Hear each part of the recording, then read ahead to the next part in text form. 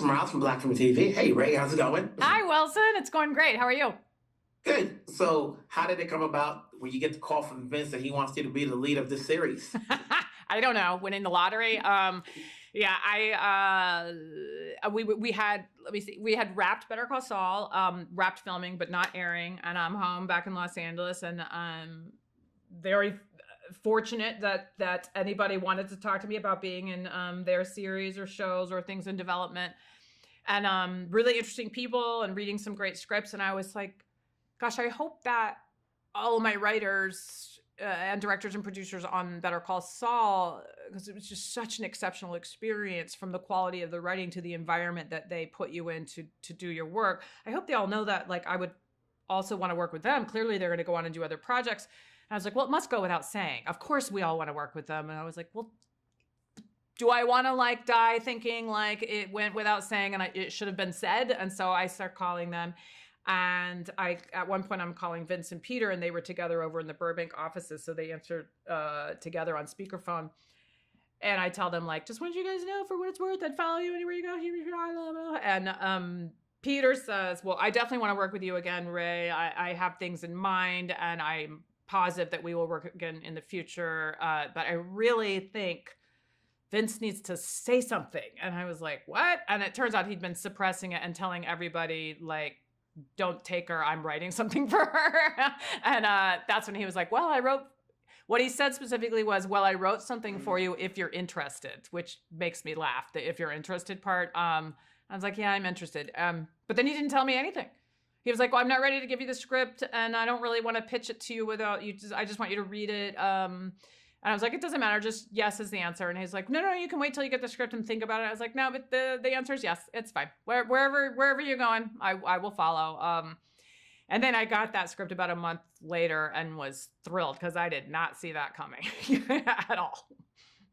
So we're here now, and Carol's supposed to be a successful author. Yeah. So what makes somebody successful miserable, you know? And you could ask that for anybody in life. Or is it when they're too complacent at success that what's in their life that makes somebody miserable? Right. Well, I mean, I don't think when she's making fun of her fans or even her own work, that's self-loathing. Do you know what I mean? Like, she's afraid to, I mean, I guess as any of us, journalism, the same as acting, anybody in a subjective arts field, like, if you want to believe you're great when they say you're great, then that means you need to believe that you're a piece of crap when they say you're a piece of crap. You know, we're all afraid to, like, believe the hype.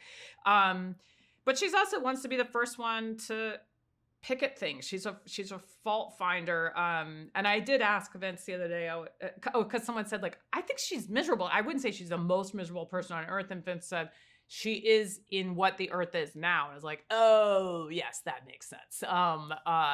Amongst the others, she is definitely the most miserable person. But yeah, what makes, like, somebody, I mean, isn't that one of the big questions the show is raising, is, like, success doesn't mean happiness. And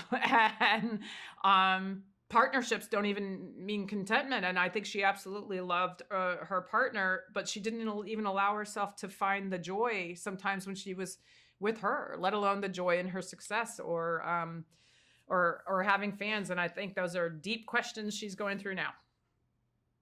And there's where we have episodes to go and find out more reasons. Congrats on the series. It's good to see you again. We'll talk down the road. We've got 2 seasons, so you've got job security, and we got it to go. So we'll talk down the road. Have a good one. Thank you. Thank you so much. Wilson Morales from Black Film TV. Hey, Vince, how's it going? Good, man. Good to see you. You finally got this off the ground. Yes. It's been a long time coming. So, like, what led you to start putting together a sci-fi series? You know, I looked at the premise. I looked at the first episode. I goes, okay, this is not Logan's Run.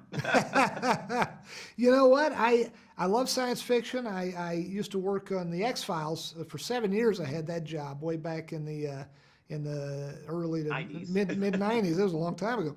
I loved doing that, but I wasn't really thinking in terms of, oh, it's time for me to do science fiction again. I go where the ideas take me, and I had this concept for a show, a story, and I had a concept for a character, and that led me to Pluribus. It led me to the show we're doing now, and my love for Rhea Seehorn led me to writing a character just for her, putting her as the star of her own series, and I thought it was high time someone did that. So that's where that happened. That's how that happened.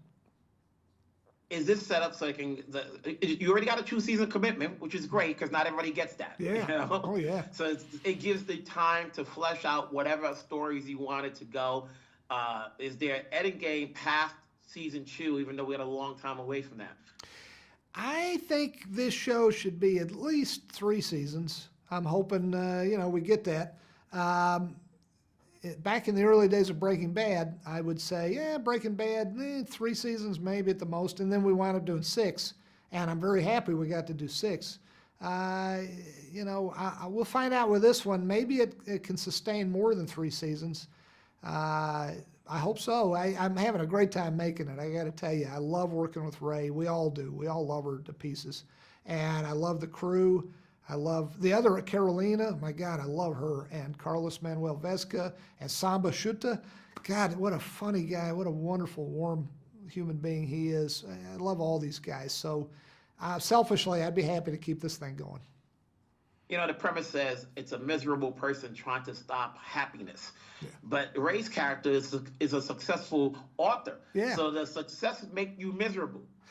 I don't think it makes you miserable, success. I don't think it makes you happy either. I think we are who we are, and I think we find reasons. We're intelligent human beings, and we come up with reasons why we're miserable.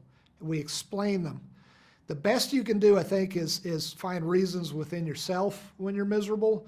I think the worst thing you can do is blame your misery on other people, but we do it all as human beings, and at the end of the day, the older I get, the more I think maybe it's just chemicals in our brains. Because I know billionaires who are miserable.